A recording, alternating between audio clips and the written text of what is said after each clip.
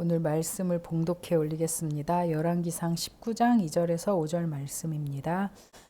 이세벨이 사신을 엘리야에게 보내어 이르되 내가 내일 이맘때에는 반드시 내 생명을 저 사람들 중 한 사람의 생명과 같게 하리라.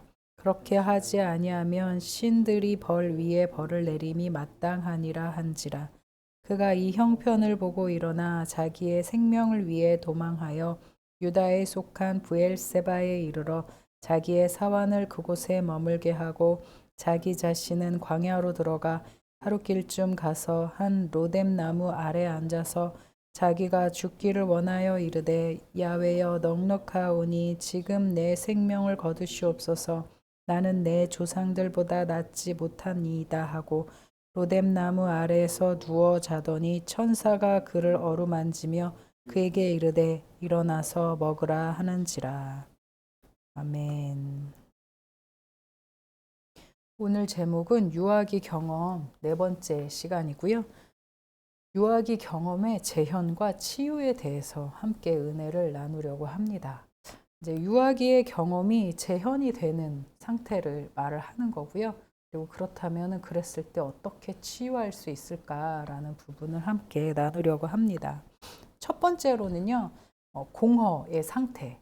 우리가 이제 4차원을 쭉 배우고 이제 함께 나누고 그 다음에 이제 유아기를 들어갔었잖아요. 그럼 이제 이 상태에서 차원의 개념으로 한번 그 심리 상태를 나누어 보는 거죠. 그러니까 이게 뭐 신비로운 차원 뭐 이런 식으로 하는 게 아니고요. 자신의 마음의 상태를 자각하게 하기 위해서 차원을 한번 나누게 되는 겁니다. 공허의 상태가 1차원이잖아요. 그러니까 어떻게 유아기가 공허의 상태 속에 머물러 있는지를 이제 첫 번째에 함께 나누려고 합니다. 그 상태를 무엇이라 이야기하냐면 비참한 의존의 상태라고 함께 나누려고 합니다. 오늘 말씀에 엘리야가 나오잖아요. 엘리야라는 사람의 이제 이 사건을 두고 되게 많은 사람들이 이제 비평을 하는 경우가 있어요. 엘리야가 기도가 부족했다라거나 엘리야가 뭔가 이제 갑자기 이렇게 하나님 앞에서 마음을 바꾸었다. 이렇게 많은 사람들이 이야기를 하는데 그런데 이제 심리학에 대한 이해가 없었을 당시에는 엘리야가 갑자기 이렇게 탈진하는 그 상태에 대해서 조금은 사람들이 그 쭉 바알 선지자들을 450명을 막 낫으로 쳐서 죽이다가 그렇게 다가오는 그 모습을 보면서 영적으로 이제 다운이 된 그 상태를 많이 비난을 하다가 이제 그 상태를 우울증으로 이제 여기고 해석을 하면서 엘리야의 그 상태를 탈진으로 바라보는 그런 경우가 이제 많이 해석들이 이제 되어지고 있게 되었습니다. 그런데 이렇게 이제 엘리야라는 한 사람이 그렇게 하나님 앞에 가서 이건 좀 맞지 않잖아요. 그 큰 일을 이루고 난 다음에 나 좀 데려가 달라, 나를 죽여달라라고 하나님 앞에 말을 하는 것은 왜 그런 상황이 이루어지게 되었을까? 이제 뭐 우울증도 있고 탈진이라는 것도 있지만 이제 오늘은 저는 이 엘리야의 상태를 어떻게 해석을 하고 싶냐면 유아기의 경험이 재현이 되는 것이다. 그러니까 이제 우리가 엘리야가 지금 현재 나를 죽여달라라고 하는 이 죽음 역동이 확 올라오는 이 상태를 가지고 엘리야의 유아기를 운운하는 것은 좀 너무 과도한 상상일 것이지만 그렇지만 이제 이런 상태가 마치 유아기의 그 경험이 재현되는 상태와 같은 가장 좋은 예라는 거죠. 그러니까 아주 너무 극단적인 성공을 거두고 극단적인 화려한 사역을 했고 극단적인 하나님 앞에 헌신을 했던 상태였다가 갑자기 확 꼬꾸라지면서 극단적으로 나를 죽여달라. 나는 아무것도 아니다. 라고 표현하는 이 상태가 바로 유아기의 상태와 같다라는 거예요. 그러니까 어떤 은유가 있냐면 유아기가 그렇잖아요. 이제 어떤 이해도 없어요. 그냥 먹으면 너무 행복해요. 먹으면 너무 행복하고 우유를 엄마의 젖을 딱 물려주면 너무 편안하고 좋아하지만 아시잖아요. 그쵸? 우리 그때 기억 다 나시잖아요. 배가 고파서 울기 시작하면 온 집안이 다 뒤집어지잖아요. 그래서 막 앵앵 하고 울고 막 난리가 나잖아요. 근데 이제 그런 상태에서 막 울다가 이제 진짜 저도 저기 그때 당시에 엉덩이를 막 팡팡 치면서 안 죽어, 안 죽는다고 이렇게 말했던 그런 기억이 나는데 되게 극단적이잖아요. 먹을 때 막 울다가도요, 아이들 막 이렇게 그 갓난아기 동영상 같은 거 찾아보면은요, 애들이 막 에헤헤헤 하고 막 진짜 자지러지게 울다가 그 우유를 딱 꽂아주잖아요. 그러면은 갑자기 울음을 멈춰요. 상당히 극단적이잖아요. 그러니까 이런 상태예요. 그러니까 이렇게 유아기의 상태는 내가 살 것 같으면 가장 세상 편안하고 내가 죽을 것 같으면 세상 죽을 것 같은 게 유아기의 상태라는 거죠. 그러니까 이제 정말 이런 유아기에 그 극단적인 죽음을 경험하고 아무도 정말 2시간에 한 번씩 수유를 해줘야 되는데 아무도 나에게 밥을 주지 않고 막 버려진 상태에서 막 바구니에 박스에 이렇게 있다 보면은 그 극도의 죽음이라는 그 불안이 그 마음의 무의식에 내재되어 있다가 원래 심리학적으로는 이제 그런 나의 생존을 위협하는 상황이 발현될 때 그때 이제 갑자기 죽을 것처럼 행동하면서 달려들고 공격적으로 변하는 그런 성격을 무관기적인 성격이다라고 우리가 말을 할 수 있고 또 이제 그걸 심리학적인 성격 장애로 표현하면 경계선적 성격 장애에 속하는 그런 형태를 보이고 있는데 어쨌든 엘리야가 뭐 유아기에 이런 경험을 했기 때문에 유아기적인 그 성향이다라는 것을 이야기하려고 그러는 것이 아니라 현재 엘리야의 상태가 가장 화려하고 가장 그 헌신적인 사역을 경험하다가 그리고 가장 나락으로 떨어지는 그 경험, 탈진의 상태를 이 경험한 그 모습을 보아서 이것이 이제 유아기적인 상태가 재현이 되었다. 그러니까 우리도 그런 경우가 있어요. 사역자들 중에서도 아주 이제 잔잔하게 사역을 잘하는 사람이 있어요. 탈진 같은 거 이렇게 없이 자기 자신을 잘 유지하면서 잔잔하게 사역을 잘하는 사람이 있는가 하면 이렇게 기복이 너무 심한 사람이 있어요. 그러니까 그런 사람들이 바로 유아기적인 상태에 그 경험이 재현되어진 상태라고 볼 수 있습니다. 그런데 이제 그때 오늘 성경 본문에서 이세벨의 한마디의 말이 딱 이제 떠오르죠. 내가 내일 이맘때에 너의 목을 가져가지 않으면 내가 내 신들에게 벌 위에 벌을 받는 것이 마땅하다라는 이 말을 이제 엘리야가 들었어요. 그러니까 이제 이 말을 들으면서 엘리야는 분명히 하나님을 의존하면서도 그 누구도 할 수 없는 엄청난 사역을 했음에도 불구하고 이세벨의 말 한마디에 자신의 의존하는 대상이 순식간에 바뀌어 버렸습니다. 그러니까 이제 이런 어떤 극단을 오고 가는 상태의 사람들을 이제 경계선적 성격 장애 혹은 경계선적 성향이라고 심리학에서는 이제 이상심리학에서는 표현을 하거든요. 그래서 제가 이제 지금 엘리야가 경계선적 성격 장애자라고 말하려고 그러는 것은 절대 아니고요. 그러니까 이제 우리가 이런 상황이 우리에게 언제 있을 수 있을까를 이제 빗대어서 말을 하라 이제 그 표현을 한 거고요. 이렇게 극단을 오고 가는 그런 상태를 이제 엘리야가 가지고 있었는데 이런 엘리야가 아니라 이런 상태를 겪고 있는 사람들의 상태가 경계선적 성격 상태라고 이제 이야기를 하는 겁니다. 오해하지 말아주세요. 그래서 이런 경계선적 성격 장애로 이제 표현을 하면 설명을 하면 이 상태를 상당히 쉽게 해석해 나갈 수가 있기 때문에 그 개념을 빌려온 것입니다. 그런데 이 경계선적 성격 장애의 그 심리적인 핵심은 일치감이에요. 일치감. 상대와 내가 일치했다는 일체감을 추구하는데 마치 갓 태어난 아기가 1년 동안 엄마와 가지는 공생적인 관계에서 그 은유를 발견할 수 있습니다. 그러니까 아기는요, 엄마와 붙어 있으면 그러면 생존할 수 있는 존재예요. 세상 편안한 거죠. 그리고 그렇지만 그 엄마가 만약에 좋은 엄마가 아니에요. 그러면 이 엄마가 어떤 존재가 되냐면 적으로 바뀌게 됩니다. 아이에게 있어서.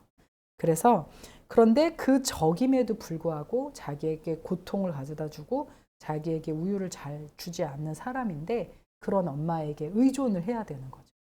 그러니까 엄마가 예를 들어서 아예 나를 버렸어. 그러면 그 엄마를 의존하지 않아도 되잖아요. 다른 대상을 의존을 해도 되는데 이 엄마가 한 4시간에 막 한 번, 8시간에 한 번 밥을 줄까 말까 하다가 밥을 주고 또 불성실하게 아이에게 뭔가를 이렇게 음식을 베풀고 그렇게 하잖아요. 그러면은 이 아이가 되게 그 배고파하는 그 순간 동안 엄마 없이는 살 수 없는 그 고통을 경험을 하잖아요. 그래서 막 엄마를 기다리는데 엄마가 나타나지 않아요. 그게 자꾸 쌓이다 보면은 이 아이에게는 엄마에 대한 그 불평과 불만이 되게 많아지겠죠. 그런데도 자기를 먹여주는 존재가 엄마밖에 없으니까 그 엄마를 의존해야 되는 거예요. 그러니까 아이는 뭔가 달갑지 않은 상태에서 엄마를 기다려야 하는 그런 상태가 되는 거죠. 그러니까 그것이 그 엄마를 의존할 수밖에 없는 자기의 존재에 대해서 비참함을 느끼게 되는 그런 상태가 됩니다. 여기에서 엘리야가요, 어떤 일체감으로 우리가 그 상태에 머물러 있는지를 해석해 볼 수 있냐면요. 엘리야가 바알을 섬기는 우상 숭배자들을 450명을 쳐 죽였을 때 그때 엘리야는 누구와 일체감을 가지고 있었습니까? 바로 하나님하고 일체감을 가지고 있었던 거죠. 하나님의 능력이 자신의 능력이고 정말 그 우리 찬양 중에 엘리야의 하나님이 나의 하나님이 되어 주시는 것처럼 엘리야에게 있어서 그 당시 하나님의 능력이 자신의 능력이 되어졌던 것입니다. 그러니까 이 일체감이 강력하게 작용을 하고 내가 이 영적인 전쟁에서 승리할 수 있다고 여길 수 있는 그 에너지가 엄청나게 이렇게 확 올라가는 거죠. 그러니까 약간 경계선적인 성향을 가지고 있는 사람들은요, 실제로 사역에서도요, 상당히 그 힘이 아주 강력해요. 왜냐하면 그때 그 순간 자기 자신이 하나님과 일체감을 형성하고 있을 때는요, 아주 엄청나게 에너지가 확 올라갑니다. 그런데 지금 현재 그 영적 전쟁을 치르고 난 다음에 엘리야는 이세벨의 말을 듣고 자기가 일체감을 형성했던 하나님이라는 그 대상에서 갑자기 그 일체감이 이세벨에게로 옮겨진 거예요. 그 상태가. 그래서 이세벨에게 그 모든 것이 귀속이 되어지니까 나의 생명을 주관하는 자가 이세벨이 되어버린 거죠. 그 전에 바알 선지자들을 죽였을 때는 나의 생명을 주관하는 자가 하나님이었기 때문에 그 엄청난 사역을 감당할 수 있었는데 갑자기 이세벨 한마디에 자기의 생명을 주관하는 자가 이세벨이 되었고 이세벨과 일체감이 되어진 거예요. 그러니까 내가 이 여자에게 죽임을 당할 수 있겠구나라는 그 두려움이 그에게 확 엄습해 온 거죠.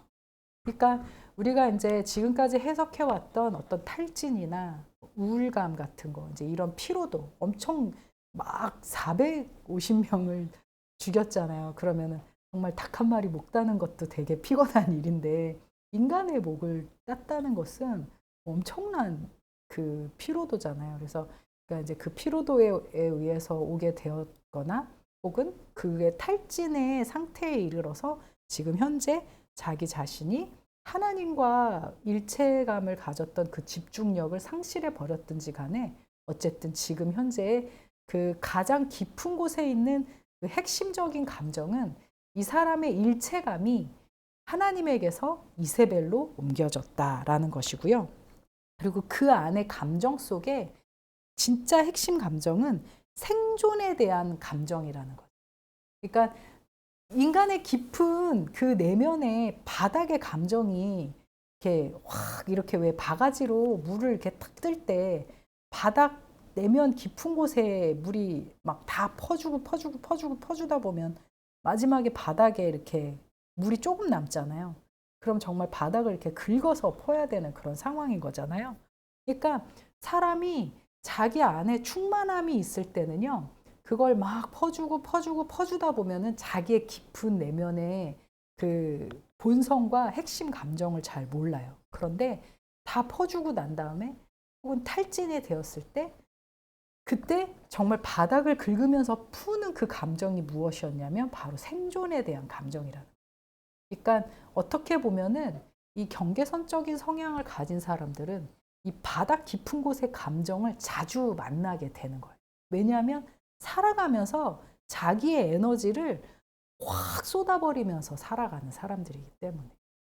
그래서 이 핵심 감정의 생존에 대한 두려움이 이제 탁 바닥에 그 생존이 이렇게 막 밑바닥에 깔려있는 그 감정을 이렇게 확 핵심 감정을 드러내게 되는 그 순간이 오게 된 거죠. 그러니 이제 구강기에 고차게 이제 가지고 있는 그런 사람은요, 이 일체감을 통해서 소위 은혜도 빨리 받지만 그 은혜를 받는 것까지에도 상당한 에너지를 확 쏟아버리는 사람이기 때문에 급속도로 탈진도 빨리 느끼게 되고 그리고 그 안에 죽음의 역동도 빨리 느끼게 되어지는 것입니다. 그래서 엘리야는 탈진의 상태였고 아무 힘도 낼 수 없었어요.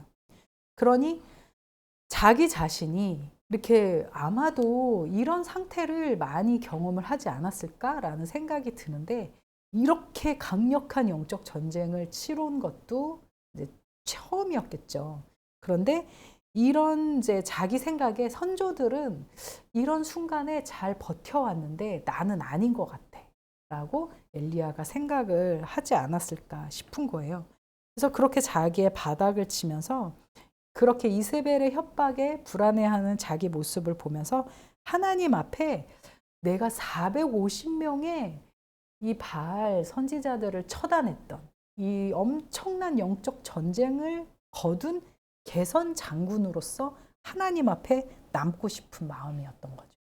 그래서 그렇게 하나님 지금 내가 이세벨에게 내 목숨을 빼앗기고 내가 죽임을 당할 바에야 차라리 하나님이 나를 죽여주십시오. 그러면 제가 엄청난 이 승리를 거둔 개선 장군과 같은 모습으로 하나님 앞에 남을 수 있지 않겠습니까? 그러니 자기를 데려가 달라고 기도를 하는 거죠. 그러니까 엘리야는 그보다 더 좋은 사역을 이룰 자신이 없었던 거예요. 내가 이렇게까지 하는데도 너무 힘들고 너무 지쳤고 내가 앞으로 또 이런 전쟁을 치러야 된다면 난 자신이 없다. 다시 이런 전쟁을 치룰 자신이 없어진 거죠. 그런데 그렇게 극도의 성취를 이루고 탈진하는 것도 자신이 아무것도 하지 않으면 나락으로 떨어진다는 그런 생각에서, 그런 불안에서 오는 거죠. 이제 나는 자신이 없고 내가 또 실제로 이렇게 큰 일을 치르고 나니까 이제 도망왔잖아요. 광야로 도망왔잖아요. 아무것도 없는 황무지잖아요. 그 안에서 나는 아무것도 하는 존재가 아닌 거잖아요. 그러니까 자기 자신이 그냥 스스로 나락에 빠져드는 거예요. 그러니까 엄청난 자기감을 경험했던 사람이 그렇게 아무것도 아닌 그런 상태를 경험을 하는 게 너무 고통스러운 거죠. 그러니까 우리가 살아가면서 많은 사람들이 특히 많은 일을 하고 은퇴를 했을 때 제일 조심해야 하는 감정이 이런 감정입니다. 내가 이렇게 이 높은 사회적인 지위를 경험을 했는데 그 뒤로 오는 아무것도 하지 않는 아무것도 아닌 자기 자신을 바라보는 그 감정이 약간 이 경계선적인 성향을 가진 사람들에게는 되게 힘들고 비참하고 또 자기 자신이 나락으로 빠지는 것과 같은 그런 느낌을 경험하게 된다는 거죠. 어쨌든 이 상태가 바로 1차원이에요. 공허, 죽음의 상태, 나락으로 빠지는 것 같은 그런 느낌. 그래서 제가 이거를 이제 우리가 이제 1차원이라는 상태를 계속 이렇게 이야기를 나눴던 이유는요. 나의 상태가 뭔가 메롱일 때, 안 좋을 때 지금 현재 내 상태가 어느 차원에 머물러 있는가를 인지하고 자각할 수 있어야 된다라는 거죠. 그래서 이런 설명을 하게 되어진 것입니다. 유아기는요. 죽음의 두려움과 가장 긴밀하게 연결되어 있습니다. 스스로 생존할 수 없는 유아는 의존성이 가장 강력하게 나타나는 시기이기 때문에 이 시기에 받은 상처는 생명과 직접 연결되기 때문에 인생 전반에 걸쳐 치명적으로 나타납니다. 유아기적 상처를 간직한 사람이 살아가는 동안 생명을 위협받거나 생존을 위협받는 상황이 생기면 가차없는 공격을 가합니다. 자기도 모르게 불같이 화를 내며 상대를 향해 격렬한 비난을 퍼붓는 행동은 무의식으로 저장된 유아기적 트라우마가 건드려졌기 때문인 것입니다. 그러니까 이제 지금까지 우리 유아기의 이야기를 정리를 하면서 이제 보면은 이제 지금 현재 이 상태가 1차원의 상태인 거죠. 그래서 이제 이렇게 우리가 유아기적인 그 경험이 트라우마가 재현되어진 사람을 많이 만나잖아요. 그렇죠? 만날 수 있어요. 상담의 현장에서도 만날 수 있고 그런 사람들을 어떻게 다루어야 되는지도 우리가 또 많은 고민을 하게 될 거 아니에요. 그런 이제 그런 사람들에게 어떻게 다가갈까가 이제 오늘의 주제인데요. 어쨌든 이 유아기적인 상태의 그 트라우마가 없더라도요. 이제 진짜 유아기 때 너무나도 잘 양육을 받았어요. 그런데 사람이 지속적으로 생존의 위협을 받으면요. 극도로 취약해질 수밖에 없어요. 그러니까 그 상태가 내가 이렇게 생존의 위협을 받고 막 상사로부터 항상 너 잘리고 너 나가야 돼 뭐 이런 식으로 그 스트레스를 계속 받잖아요. 그러면 그 유아기적인 고착의 상태, 지금 여기 이 본문에서 말하는 그런 상태가 될 수 있다라는 거죠. 그러니까 공격적이고 자기를 방어해야 되고 그리고 사람들에게 이제 극단적으로 이렇게 화를 내게 될 수밖에 없다라는 거예요. 그러니까 누구나 생존의 위협을 받으면 극도로 취약해집니다. 그래서 그런데 유아기의 생존의 위협을 받은 경험이 있는 사람은 실제로 자기의 환경이 그렇게 생존에 위협받는 상황이 아닌데도 거기에 민감해져 있다 보니까 누가 나를 조금이라도 건드릴 것 같으면 누가 나의 생존을 조금이라도 위협할 것 같으면 그때에는 공격성이 확 올라가고 과도하게 방어하게 되고 과도하게 공격을 하게 되어진다라는 거죠. 그래서 무의식에 강한 기억이 깔려 있기 때문에 더 강하게 느끼고 강하게 공격하게 된다는 겁니다. 어떤 경우는요, 무의식에 깔려있는 유아기의 두려움과 어른이 되어서도 다가오는 현실에서의 생존 위협을 동시에 느끼는 경우도 있습니다. 그러니까 이제 그런 거죠. 어릴 때 그렇게 그 버림받는 경험이 있었는데 살면서도 너무 치열하게 살고 막 잘릴 위기에 항상 놓여 있는 그런 사람들은 이제 그 자체가 엄청난 증폭되어지는 죽음에 대한 공포, 그 생존을 박탈당하는 것에 대한 그 공포가 확 증폭되어지는 그런 상태라는 거죠. 그래서 만약 이 두 가지가 함께 한다면 현실에서 일어난 상황과 자신 안에 깔려있는 두려움을 혼돈한 채 극도로 혼란스러운 상태를 경험하게 됩니다. 그러니까 내가 현재 이 상태 그 자체로 화를 내고 있는 것인지 아니면 내 무의식에 저장되었던 그 기억으로 화를 내는 것인지 계속 혼란스러워 하는 거죠. 그러니 이제 진짜 이것에 압도당하게 되면 정신증을 유발할 수밖에 없다라는 것입니다. 그래서 이런 두려움과 고통의 특징은요, 극적인 불안, 아주 극도의 불안, 극도의 고통, 그래서 그것으로 인해서 오는 극도의 분노, 극도의 공격, 이렇게 우리가 볼 수 있습니다. 그래서 이것이 유아기 경험에서 온 불안인지 혹은 현실 경험에서 온 불안인지를 구별하는 것은 칼로 자르듯이 구별하기란 쉽지 않지만 이제 어느 정도 저는 이렇게 구별을 해요. 만약에 먼저 자신의 꿈을 탐색해 봤을 때 내가 항상 꿈에서 뭔가 이렇게 공포에 눌려 있고 공포의 꿈을 꾼다. 그러면 이건 무의식적인 것이 재현이 되어지는 거죠.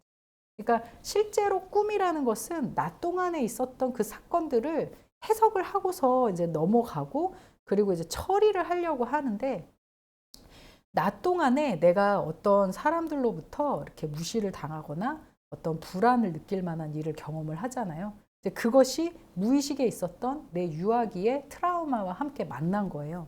그러면은 그 보통 꿈에 나타나는 공포나 불안 같은 그 왜 귀신이나 뭐 이런 것들은 있잖아요. 그건 자기의 그 어린 시절, 유아기 시절에 그 처리되지 못한 정체를 알 수 없는 그 상태의 공포가 꿈으로 재현이 되거든. 그러니 그렇게 꿈으로 재현이 되면서 이제 자기가 느끼는 공포로 낮 동안에 있었던 그 자기의 어떤 무시받는 것, 자기가 거절감을 받는 것이 같이 연합을 하는 거죠. 그러면 이제 그런 식으로 이제 뇌가 처리를 하는 거예요. 내가 누군가에게 부정당하고 누군가에게 무시당하는 것을 이제 그걸 내가 무시당했어, 내가 부정당했어 라고 그렇게 생각을 하면 상당히 자존심이 상하고 그것으로 인해서 고통을 당하니까 이제 꿈에서 이제 그 과거에 있었던 막연한 공포의 대상, 그런 것들이 이제 꿈으로 재현이 되면서 그것을 향해 내가 이렇게 막 무서워 떠는 그런 모습으로 이렇게 처리를 하는 거죠. 근데 이제 저 같은 경우에는 되게 예수의 피로 막 자다가 많이 깨웠잖아요, 저를. 그러니까 그렇게 예수의 피로 이제 막 잠꼬대를 하면서 전쟁을 벌이는 그런 이유는요. 실제로 제 그 무의식이 어떻게 인식을 하는 것이냐면, 그러니까 낮 동안에 있었던 사람들의 무시나 거부나 이런 것들을 제가 그대로 인식하면은 그것이 자존심이 상하니까 꿈속에서 막연한 불안과 막연한 공포의 대상을 만나고 혹은 그것이 귀신으로 재현이 되면서 예수의 피로 쫓아내는 거예요. 그러니 그러니까 낮 동안에 있었던 나의 그 무시감 받았던 자존심 상하는 것들을 그냥 그대로 그 순진하게 나이브하게 표출을 하면 그거를 이제 저도 막 자존심이 상해서 견딜 수 없는데 그것이 마치 꿈에서는 귀신과 같은 세력들 그리고 안 좋은 그런 세력들로 이제 같이 이렇게 대체화시키는 거죠. 대상을 이렇게 리플레이스, 전치시키는 거죠. 그리고 그 대상을 향해서 예수의 피로 막 이러면서 막 꿈에서 막 이렇게 잠꼬대를 하는 거죠. 그러니까 어떻게 보면 뒤집어서 말하면 내가 그 사람에게 아무 말 하지 못했던 거부를 당할 때 무시를 당할 때 아무 말을 하지 못했던 그때 그 상대를 향해서 정말 그 상대가 정말 귀신을 바라보듯이 강력하게 그 사람의 그것을 대적하고 거부하고 하고 싶었던 자기의 무의식을 반영하는 거예요. 그러니까 이제 그렇게 구별을 하게 되는 거죠. 그러니까 이렇게 서로 이전에 있었던 과거의 경험과 현재의 사건들이 막 맞물려서 일어나기 때문에 이런 경우들을 이제 우리가 어떤 경우랑 오해를 하냐면요. 영적인 전쟁으로 오해를 하고 귀신이 나에게 지금 현재 엄청나게 영향을 주고 있다라고 오해를 하는 경우도 있어요. 그러니까 어떻게 보면은 이 경계선적인 성격 가운데 머물러 있는 사람들은 실제로 은혜도 빨리 받고 겁도 빨리 집어먹고 그러니까 이런 것들이 너무 강력하게 그 극단적으로 왔다 갔다 하기 때문에 그 안에서 되게 혼동스러운 거를 많이 경험을 하게 되는 거죠. 그러니 현재 나의 상태가 어떤 상태에서 일어나고 있는 것인지를 구별할 필요가 있는 거예요. 그래서 꿈으로 재현이 많이 되어지는 것은 대체로 이 사람의 무의식 속에 있었던 과거의 경험들이 더 강력하다라는 것을 좀 더 인지를 하고 그 무의식 속에 있는 기억에 자기 자신이 좀 더 찾아 들어가서 좀 이게 바로 다음에 나오는 건데 달래주고 위안을 해주고 그리고 그것을 그 자리에 예수 그리스도와 함께 찾아가 가지고 보듬어주고 품어주는 그런 과정들이 이제 필요하고 또 현재에 있는 자리에서도 보듬어주고 품어주는 그것이 필요하다라는 것입니다. 그래서 제가 여기에서 이제 보면은요, 에릭슨은 일단 이제 뭐 이 시기가 기본적 불신의 시기, 기본적 신뢰의 시기라고 해가지고요. 구강기적인 성격을 형성하게 되는데요. 구강기적 성격이란 생존의 위협이 다가올 때 성격 구조가 구강에 의존하던 유아기로 회귀하는 것을 말을 합니다. 입을 통해 생명을 의존할 수밖에 없었던 아기는 스스로 생존함에 있어 모든 것이 무능하고요. 이 시기에 안정적인 생존을 보장받지 못하고 성장할 경우 성인이 되어서도 자신이 성인인 것을 인지하지 못하고 불안에 압도되어 유아와 같은 분노의 표출을 일으키게 됩니다.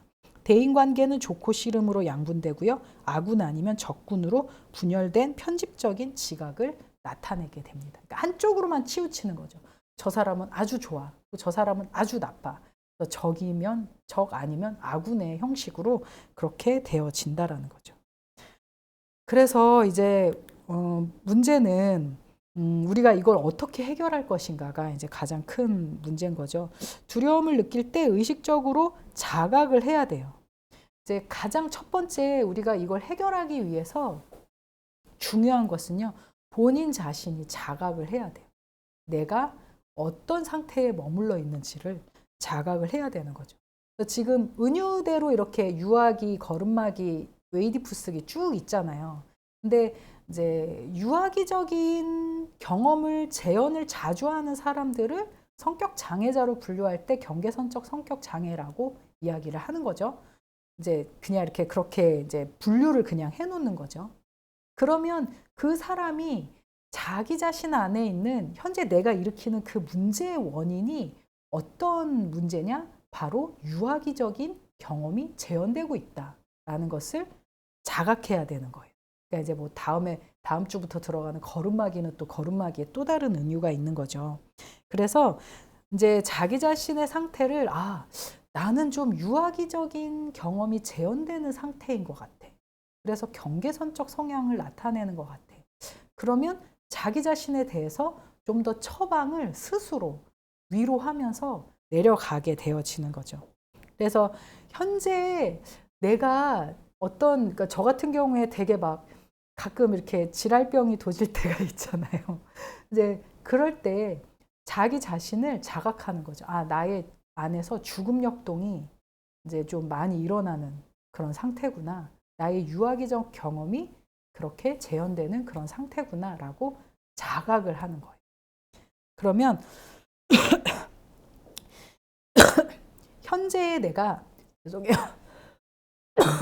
현재의 내가 하고 있는 이 행동이 어느 차원에 머물러 있냐? 1차원, 공허의 상태에 머물러 있고 지금 현재 죽음의 역동이 강력하게 유아기적인 경험의 상태로 재현되고 있다는 것을 이제 차원적으로 이해하는 것은 자기 자각에 큰 도움을 줍니다. 그래서 나의 상태가 두려움에 떨고 있는 유아, 아기와 같이 발버둥치고 울고 있는 상태라는 것을 자각하는 것은 이제 그 상황에서 스스로에게 냉정을 찾을 수 있게 도움을 주고 스스로를 위로하는 데 도움을 준다라는 것입니다. 그래서 이제 두 번째 이제 같이 함께 나누는 것은요. 치유의 과정을 이제 나누는데 그리고 치유가 뭐 이걸로 끝이고 이게 다가 아니에요. 이제 제가 발견한 치유의 은유는 요거라는 거지. 그 많은 것 중에 요거밖에 없다는 거지. 이게 다가 아닙니다.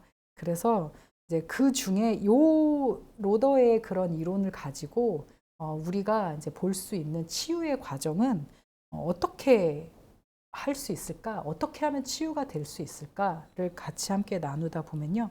오늘의 성경 말씀에서요. 어루만지는 천사를 만났대요. 열왕기상 19장 5절에서 8절에 보면 로뎀나무 아래 누워 자더니 천사가 그를 어루만지며 그에게 이르되 일어나서 먹으라 하는지라 본즉 머리맡에 숯불에 구운 떡과 한 병 물이 있더라. 이에 먹고 마시고 다시 누웠더니 천사가 하나님의 뜻을 전하러 오는 사람이잖아요. 근데 예레미야가 엄청나게 그 큰 사역을 하고서 자기가 탈진에 빠져 있는 예레미야를 향해 천사가 와서 뭐라고 말을 했을까요? 오늘 이 말씀을 한 거죠. 근데 저는 이 말씀이 되게 큰 의미가 있다고 생각을 해요. 우리가 살면서요. 저도 이제 사역을 하면서 제일 많이 이렇게 듣는 게 기도는 많이 하니? 기도가 부족해. 기도 좀 많이 해라. 라는 그런 말을 많이 들어요. 그런데 이런 거를 이렇게 딱 보면 천사가 큰 사역을 하고 온 자꾸 헷갈려요. 엘리야에게 와가지고 툭툭 건드리면서 야, 너 그 큰 사역을 했는데 와서 기도해야지. 광야에 와서 혼자 있으니까 더 기도를 열심히 해야지. 지금 이전에는 사역하느라고 바알 선지자를 처단하느라고 너가 일만 했지. 너 기도 안 했잖아. 너 지금 기도해야지. 그리고 틈타지 못하도록 계속 기도해야지. 라고 그렇게 말하지 않았다는 거예요. 엘리야에게 너가 해야 할 일은 이거다 라고 말을 하지 않았고요. 천사가 와서 한 일이 무엇이었냐면 어루만졌대요. 저는 이거를 오늘 좀 처음 자각을 했어요. 천사가 와서 어루만지고 엘리야를 계속 이렇게 릴렉스 시켜준 거예요. 그러면서 이르되 일어나 먹어라. 천사가 가지고 와서 온 음식 나중에는 정말 이렇게 먹는 음식들을 쭉 이렇게 보면은 그걸 보면은 상당히 어떻게 보면 약간 구강기적인 은유랑 딱 맞닿아 있잖아요. 엘리야가 막 나는 죽겠어요 하나님, 나는 선조보다 낫지도 않고 난 이제 이런 사역은 내가 도저히 자신이 없어요.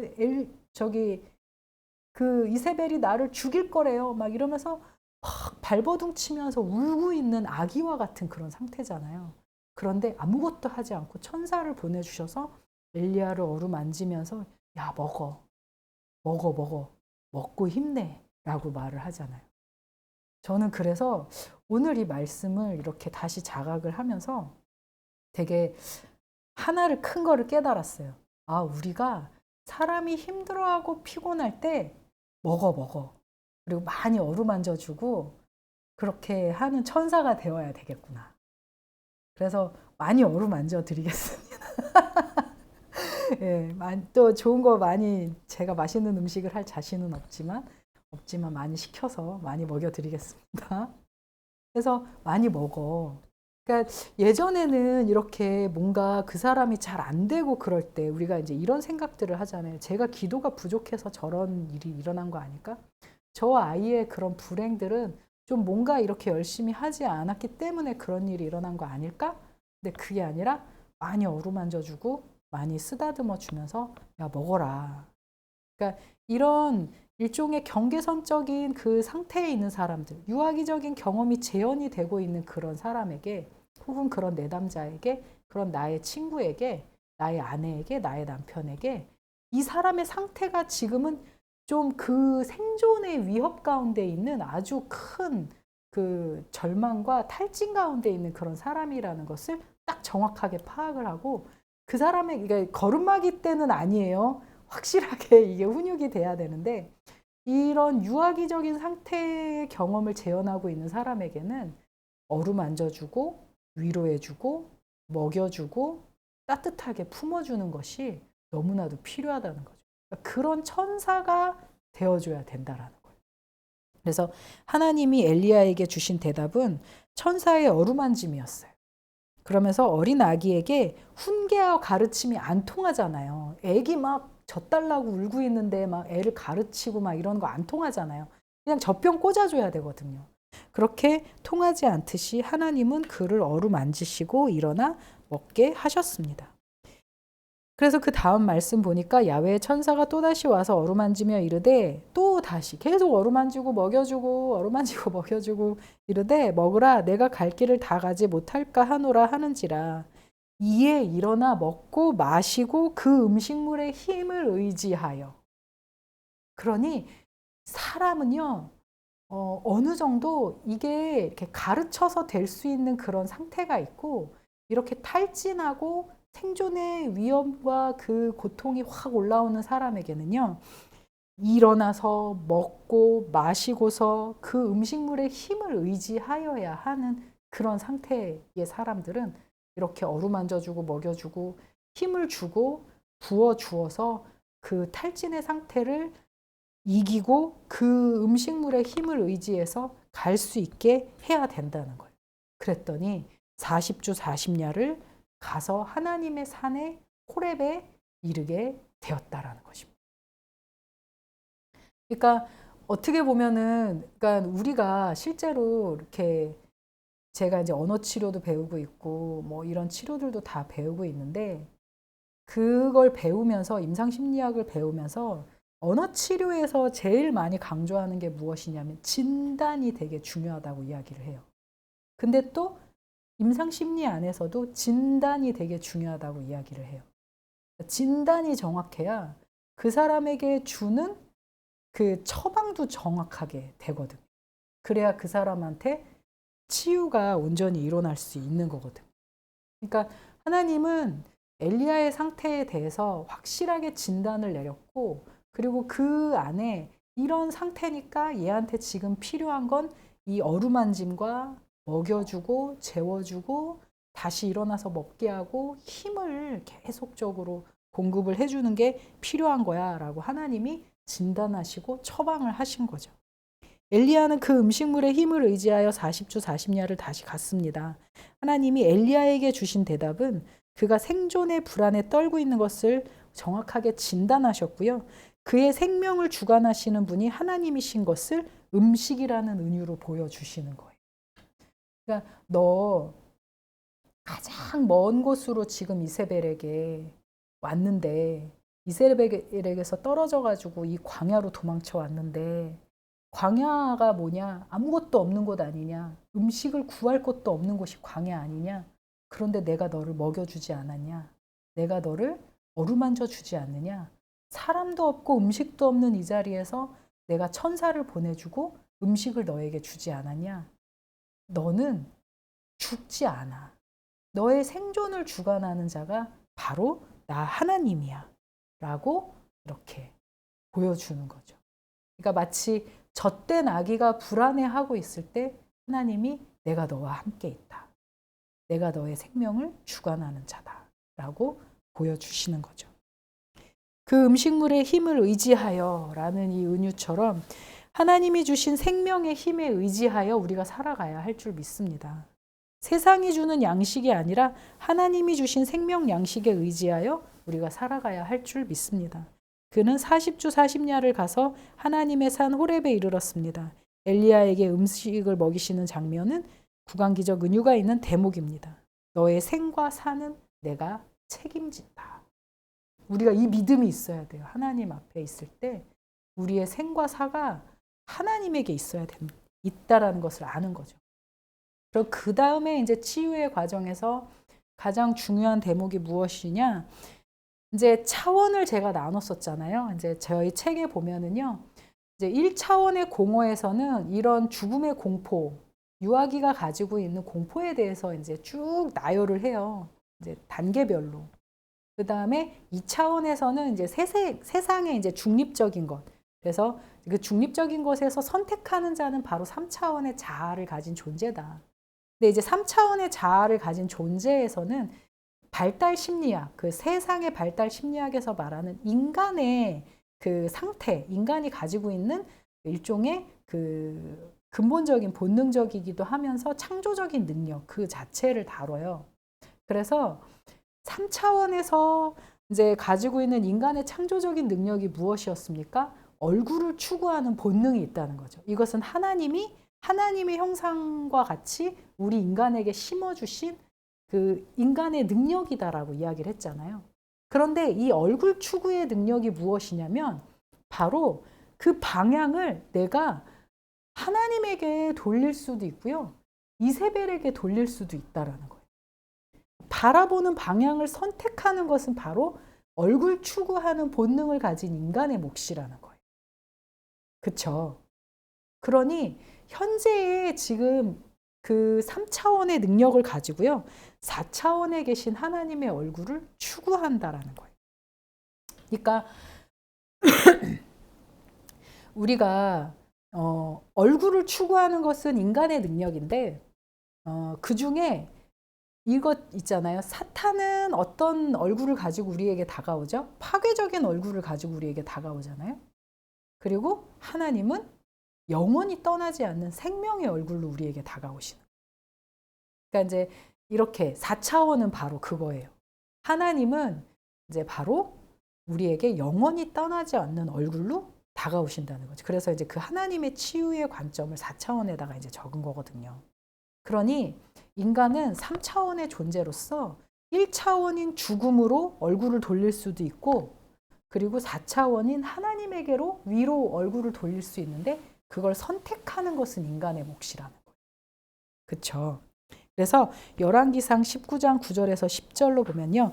엘리야가 그곳 굴에 들어가 거기서 머물더니 야훼의 말씀이 그에게 임하여 이르시되 엘리야야 내가 어찌하여 여기 있느냐 그가 대답하되 내가 만군의 하나님 야훼께 열심히 유별하오니 이는 이스라엘 자손이 주의 언약을 버리고 주의 제단을 헐며 칼로 주의 선지자들을 죽였음이며 오직 나만 남았거늘 그들이 내 생명을 찾아 빼앗으려 하나이다. 그러니까 지금 현재 엘리야가 자기 3차원의 얼굴 본능의 얼굴 추구의 본능을 그 선택하는 방향이 어디에 더 많이 가 있어요? 이세벨에게 더 많이 가 있다라는. 그러니까 나 정말 하나님 아시지 않습니까? 내가 지금요 엄청나게 특심을 가지고 하나님을 위해서 이렇게 열심히 일을 했는데요. 하나님 지금 보세요. 이세벨이 지금 나의 생명을 찾으려고 나를 노리고 있습니다. 라고 말을 하는 거예요. 그러니까 1차원의 그 죽음에 더 많이 가 있는 거죠. 하늘을 바라보는 것이 아니라.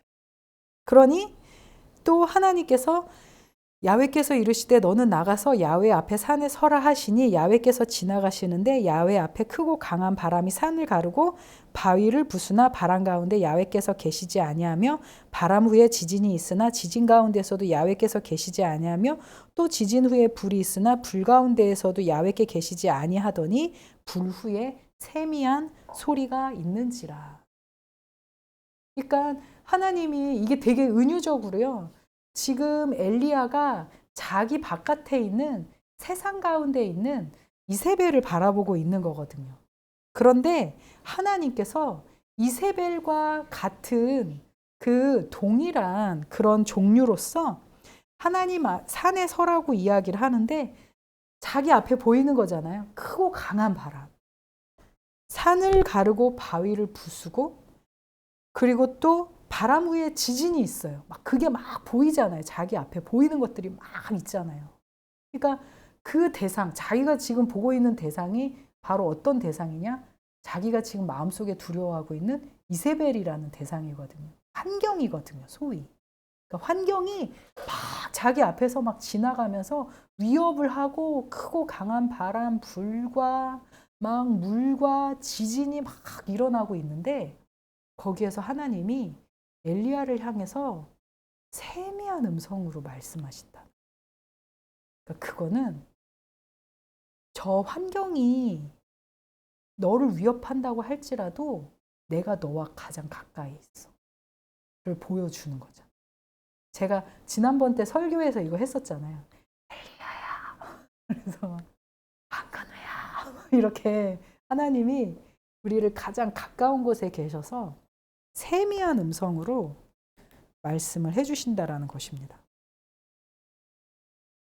그렇게 산을 가르고 가르고 바위를 부수고 바람 가운데서 야훼께서 계시지 아니하며 바람 후에도 지진이 있으나 지진 가운데서도 야훼가 계시지 않는 거예요.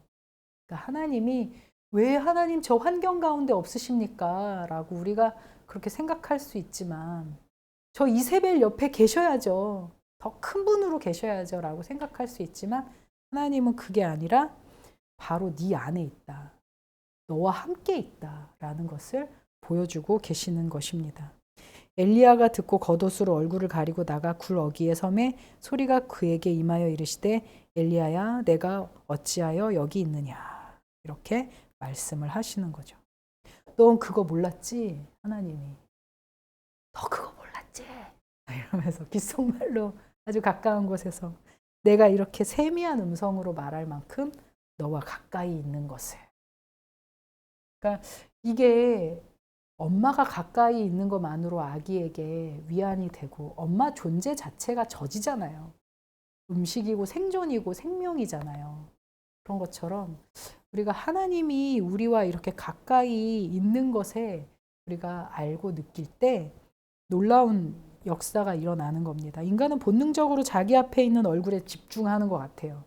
자기 앞에 있는 얼굴에 집중을 하는 거죠. 그런데 실제로 우리가 그 앞에 있는 얼굴은 솔직히 환경이고 사람이잖아요. 그런데 우리가 바라보아야 할 얼굴은 우리의 내면 안에 있고 그것이 바로 위에 있는 존재라는 거죠. 그러니까 눈을 감아야 돼요. 눈을 감고 위를 봐야 돼요. 그러니까 하나님의 얼굴을 본다는 것은요, 내가 눈 뜨고 보는 것이 아니라, 이 환경 속에서 찾는 것이 아니라, 내가 눈을 감고 위에 계신 하나님을 향해 그 눈을 감고 방향을, 내 영혼으로 방향을 돌리는 거죠. 그렇게 하나님을 바라보고 집중하는 거죠. 그래서 얼굴을 추구하는 것은 인간의 본능이지만 그 얼굴의 방향을 정하는 것은 인간의 선택입니다. 현재 내 얼굴의 방향이 어떤 얼굴을 향하고 있는지, 그것이 1차원의 공허의 방향인지 아니면 4차원이신 하나님의 얼굴 쪽인지, 그것을 자각하고 스스로 선택하는 몫은 3차원의 자아, 바로 인간입니다. 우리가 우리를 어루만져주는 천사와 같은 존재를 만난다는 것은 매우 큰 복이죠. 내 앞에 있는 이 남편이 있는 게 저에게 참 큰 복이고, 제가 이 말씀을 준비하면서 나의 그 경계선적인 성격, 어떻게 보면 성격 장애까지 갈 수 있는 나의 상태를 어떻게 보면 이 남자가 내가 너를 떠나지 않을 거야. 어떻게 보면은 하나님의 말은 마음속에서 울리고 때로는 그 말씀이 귀로 들리지 않아서 너무 갈망할 때가 있어요. 그런데 그 음성을 들려준 사람이 바로 이제 남편인 거죠. 그래서 그것을 제 앞에서, 그러니까 하나님이 저에게 결혼을 하게 하고 또 살면서 하나님이 주신 은혜가 무엇이었냐면, 하나님이 저에게 주시는 말씀을 눈으로 보고 만지고 손으로 잡을 수 있는 대상으로부터 들었다는 거예요. 그게 되게 하나님한테 감사해요. 그래서 하나님이 그렇게 저희를 향해서 말씀해 주시는 것을 들을 수 있었습니다. 그러니까 어떻게 보면 가정이라는 곳은 그런 곳이 되어져야 하는데, 그 모든 것마저도 잃어버린 그 상태. 그렇다면 정말 깊은 묵상 가운데에서 하나님의 얼굴을 발견하는 것을 저는 축원드립니다. 왜냐하면 저도 실제로요, 제가 깊은 외로움과 깊은 절망 가운데 36살에 제가 결혼을 했잖아요. 그 이전까지 제가 정말 처절한 가운데 그 하나님의 얼굴을 찾고 또 갈망하고 만나면서 하나님이 주신 선물이 바로 저의 남편이었으니까. 그러니까 정말 제가 이렇게 말을 표현한다면 어떨지 모르겠는데, 하늘의 뜻이 이 땅 가운데 이루어진 것 같았어요. 왜냐하면 하나님이 제가 항상 사랑하고 늘 이렇게 기도했던 그 분이 현재의 상태에서 내 앞에 나타났으니까. 그런데 이제 살아보니까 어쨌든 남편이 하나님은 아니더라고요.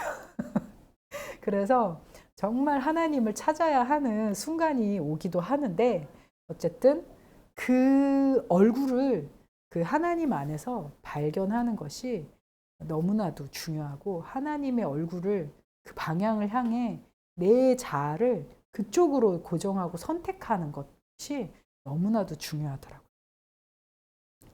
그래서 저는 이제 우리가 이제 살아가면서 영원히 떠나지 않는 얼굴을 세상에서 발견하는 삶이 아니라, 세상에서 발견하면, 왜 그러잖아요. 가장 깊은 그 어린 시절의 상처를 경험한 사람이 아주 자수성가해가지고 돈을 막 모아서 돈이 없이는 이게 아니면 나를 절대로 내 생명 유지하지 않는다 하면서, 왜 그 크리스마스에 나오는 그 스크루지 같은 사람이 그런 사람이잖아요. 그래서 그 얼굴이 세상이 되어지는 그런 삶이 아니라 자신의 얼굴을 돌려서 하나님에게 향하는 우리의 삶이 되시기를 축복합니다. 이제 크리스마스가 다가오잖아요. 우리에게 아기 예수님으로 오셨다, 우리의 구원자가 되신 그 사랑하는 예수 그리스도, 그 얼굴을 우리가 찾을 수 있는 우리의 삶이 되어지기를 예수님의 이름으로 간절히 축원드립니다. 아멘.